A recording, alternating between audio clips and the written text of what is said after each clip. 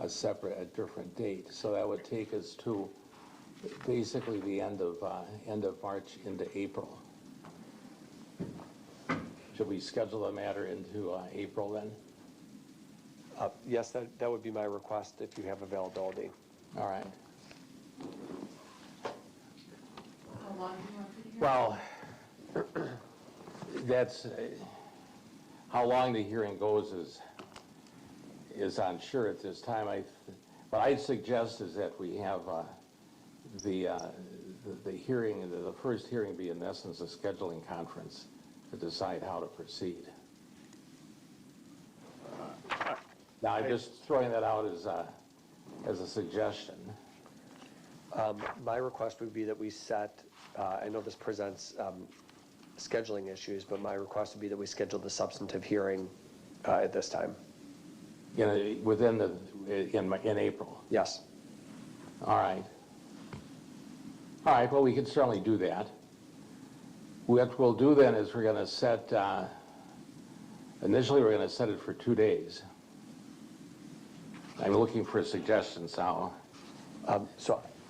Right, and I think that makes sense. I mean, for sure, 1 day I think should be set aside. It's a little bit difficult to predict without having the reports, obviously.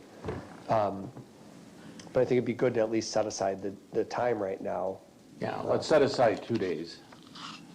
And it'll require us to move some scheduling around, but a case such as this requires priority by the court to address the issues that are filed, certainly by virtue of the time limits that are set forth in 971-17. Okay. Ted, I don't know what the court order suggests. April 2nd and 3rd?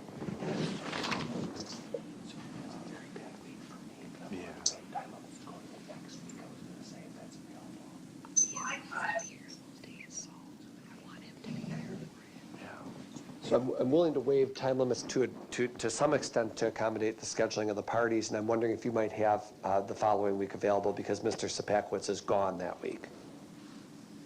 And it's also a bad week for me. Sometime the 8th, 9th, or 10th.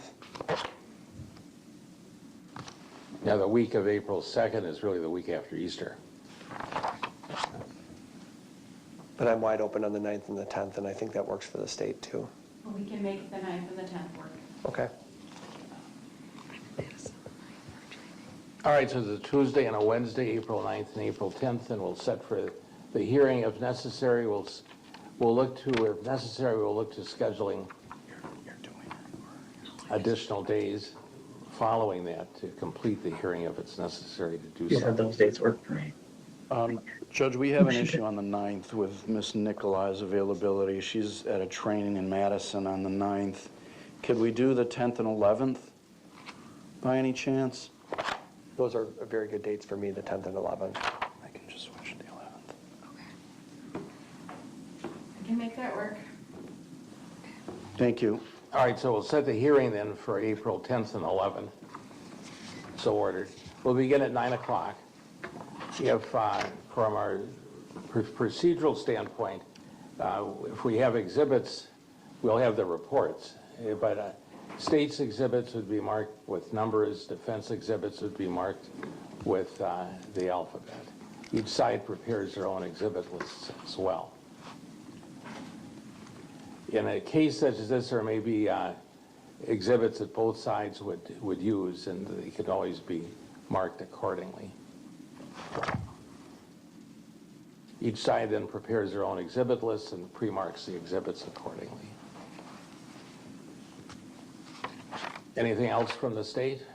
No, thank you. Anything else from Ms. Geyser's standpoint? No, thank you. Ms. Geyser, have you been able to see and hear everything? Yes, sir. Any questions? No, sir. All right, then I think we're prepared to proceed. Yes. I won't have a formal order entered. The docket entry in the court file will state forth the dates that we've set everything at and the deadlines. Great. It's all right. Thank you, everybody. Ms. Geyser, thank you. You have a good day. Sir. We'll be in touch, Morgan. Okay. Okay, that'll end the hearing.